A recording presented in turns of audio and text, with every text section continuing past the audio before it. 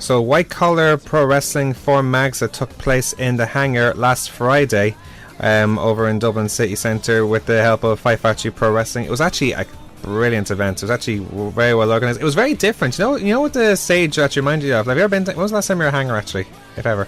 It was actually before it got done up.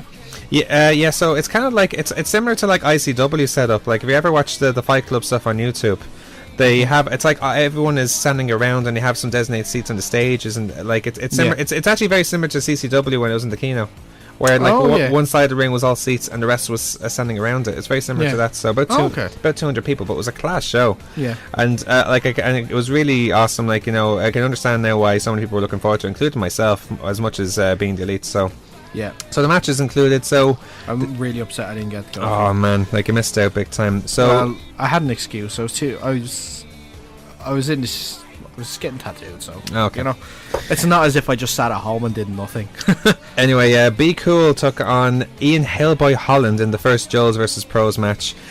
Ian actually, like, you know, his MMA background really helps in this, like, you know, like all the striking and stuff like that. Like, you know, I loved his gimmick though, because he had like two trainers come out with him, and when he was Be Cool was in the corner, punch in the pads, knee to the body, punch to the pads, knee to the body. But in the end, it was Be Cool finished him off with his trademark brain buster. So even though he had the compound fight team beside him, it wasn't enough in the end. So, but good showing from Ian though. Like, he has potential to get to improve for sure. Like, so. Yeah. The first match, actually, the match between Justy and J Money. Let's talk about J Money now. He was by far and away the most over guy from that. Here's a guy who was running around the ring like with probably God knows how much of his J dollars he had in his pockets, just doing all this to the crowds. He was so over. The crowds were really into him, where he was going to the ring and doing all this shake your money maker thing, like, so. It was very good. He was supposed to fight Justy, but never got the chance, as Devin West and Alexander Dean would attack J Money prior to the opening bell. Following a trademark Justy tyrant, he actually went on a bit saying, "Oh, I'm the most over person this weekend," like trying to put the show over more than obviously OTT. Yeah. But the Super Nintendo would make the save, and have set up, instead of the tag team match between West and Dean against the Super Nintendo, it would lead to a 6-man match that'll happen later on in the card. So the next match was the Supreme Suplex Machine, Scotty Davis taking on LJ Cleary. Now, this is probably the match I was most looking forward to, in the sense that, like, it's two of arguably the best two up-and-comers in Ireland at the moment. Yeah. Fantastic match, as technical as it gets. Like, you know, obviously LJ being LJ, like, you know, gone to the crowd saying I shouldn't be here, I'm not a contender anymore. But it was a really hard-fought match. It was Davis who picked up the win. Davis offered his hand for respect at the end and received a low blow for his efforts. Like, so he didn't take the loss very kindly. So now Phil the Trill Boyd took on another Joe versus Pro match against Martin Steers. Now, this is actually an interesting match. Like, it was actually a really good match, very technical. Like, Martin Steers is a very good wrestler. Like, so, but he had this gimmick of he called himself Club Rock Shandy. Club Rock Shandy. There was a chance of Club Rock Shandy. He took a bottle from under the ring, did a Triple H impressions with it. Yeah. It was a very good match, though. He did a Triple H impression with a bottle of Rock Shandy. How awesome was that? No! Everyone's going to get sticky. That's what I thought. That's what I was thinking to myself. Here's Jade and Rick were watching the show with me, right? And here's me and Jade thinking, "Oh, don't spit that too much. You'll make the rope slippy and then they'll go sticky." So. Aww. But, you know, it was a very good match. Like, again, when he had that sugar in him, he's like a different man. That's the thing. Yeah. I think it's that sort of like boost of sugar makes the medicine go down sort of thing. So that's to quote Big Mary Poppins there. In the end, though, it was the Trill who delivered his devastating small package. Claiming to be the smallest package in Irish wrestling today. And I can't see anyone that does it better. In the 6-man Scrabble match, Michael May, Joseph Connor Andrews, Clayton Long, Dimitri Kolovich, if I'm pronouncing that correctly, Nathan Martin, and the returning Darren Carney were in the match. So Darren Carney made his return after being away from Canada. Very good match, very like Spot City everywhere, like, you know. So in the end, though, it was Michael May who got the pinfall. I think he pinned Kolofsky for the win using a Death Valley driver. So it could put, like a lot of people are saying, it puts him in contention now to challenge Jordan Devlin for the Irish Junior Heavyweight title. Oh, really? That's a match I'd say. Okay. There's Michael May with his technical prowess. It'll be an interesting challenge for Jordan, I think. Yeah. See what happens there. Now the 6-man tag that happened earlier on, very good match. Here's a brilliant thing that the Super Nintendos are doing with this match, by the way.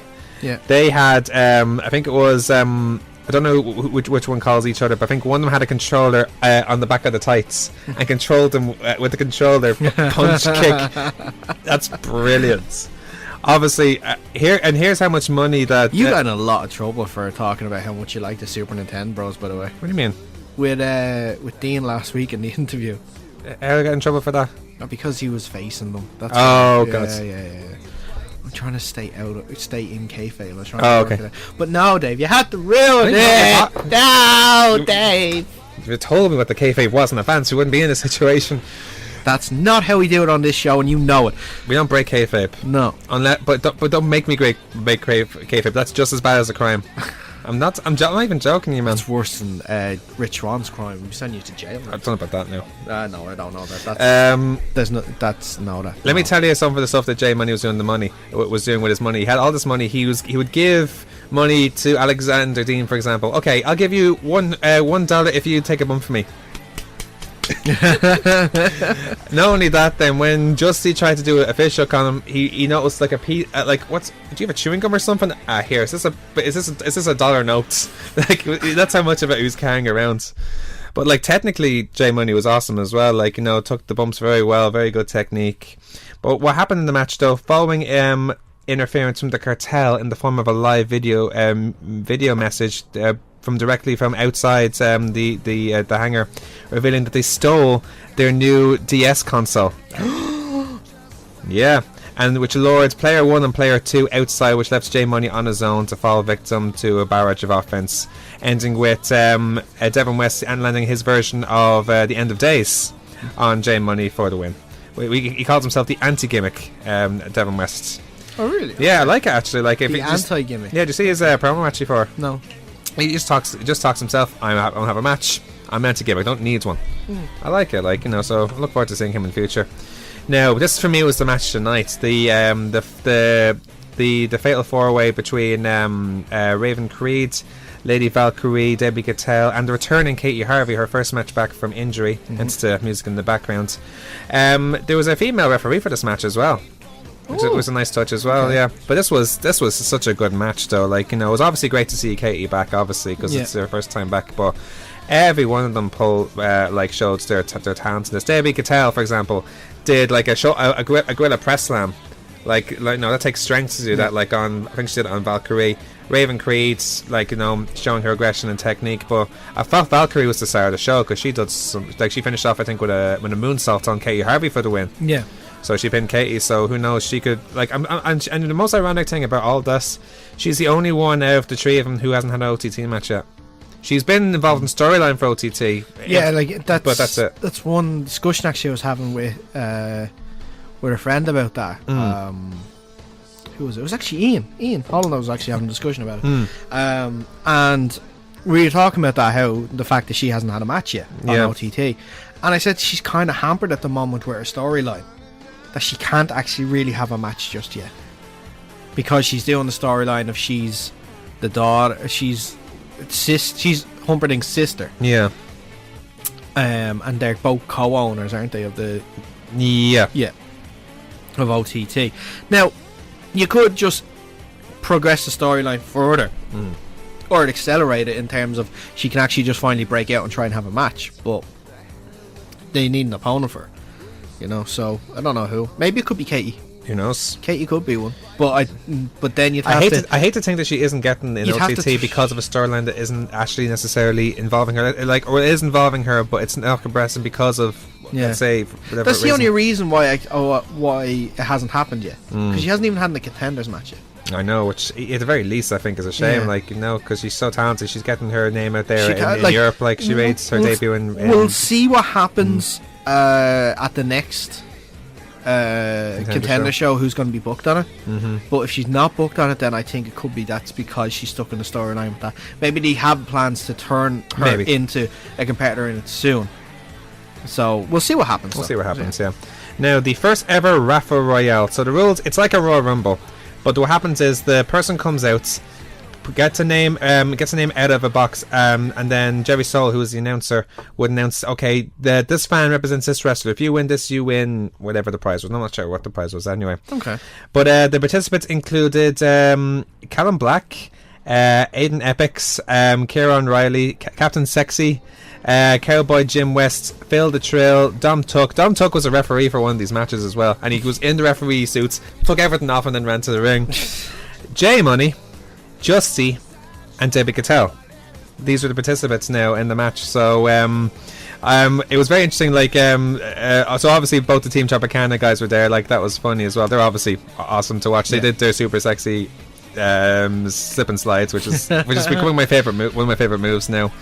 One of the best moments though is when I think it was Debbie Cattell eliminated the two of them together. It was just J Money who was out on the outside. He wasn't eliminated yet. Yeah. Justy came out, which is ironic. Like outside of kayfabe, I'll only say this to a couple. And okay, no, come on, out you go, out you go. You broke it again, Dave. I introduced it. No, twice in one show. Though. I introduced it twice in one show. Come on, man. We're gonna lose our credibility. Anyway, she's like, come on, out of the ring. No, and like, no, I'm not going anywhere.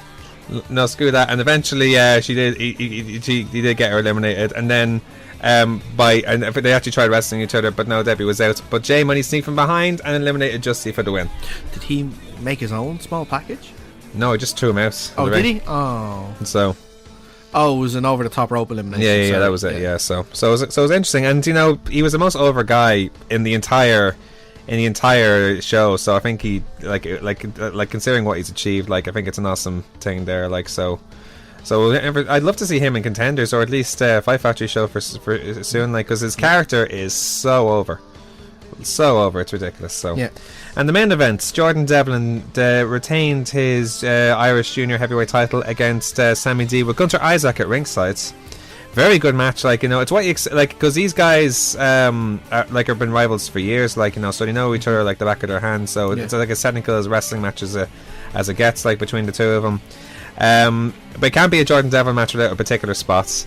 And in this case, I think Jordan Devlin jumped off the stage onto the outsides of one of the corners of the room, like crossed by them, like none of us could see it, but like it was a wild drive. In the end, obviously, it was the package ball driver that ended the match, stopping Sammy D from becoming a two-time champion. He's actually the first ever Irish Junior Heavyweight champion, from my understanding. So, like, so he's only 21. It's just hard to believe, isn't it? Sammy? Yeah, 21. He's 21. Jeez. From last time I checked, anyway. When was the last time we checked? A couple of years ago, I hope. Oh no, I think I researched when we interviewed him. Like, I think it was earlier on this year. A year ago. No, it was this year. This year? Yeah. Damn. It was like March or April, I think, when we interviewed him or something like that. So, well, look, I can't be surprised. Like, Scotty Davis is only turning 17. Nathan Martin's only 17. They're only kids. Oh. And here's feel old yet, like. But then again, the Super Nintendo are both in their 30s. Are they? Yeah. I didn't think Stephen was in his 30s. I thought he was in his 20s. There you go. There you go. And they're looking younger. There's fates. There's hope. There's hope. There's hope. There is hope. There is hope. Anyway, listen. We want to wish everyone who got involved from Fight Factory Pro Wrestling, and obviously the Ed Mags Fund, and everyone involved, a huge congratulations, because it was actually an awesome show. All Irish cards, and I thought it was as good as a show I've seen this year personally. Like, you know, it really was, like, very well put together. Like, some new stars coming out of it, from J Money, Ian Holland, and Devin West, and Martin Steers, and the great showing from all the wrestlers, especially the women's wrestlers as well. Like, they were, for me, the best performers of the night. So awesome show.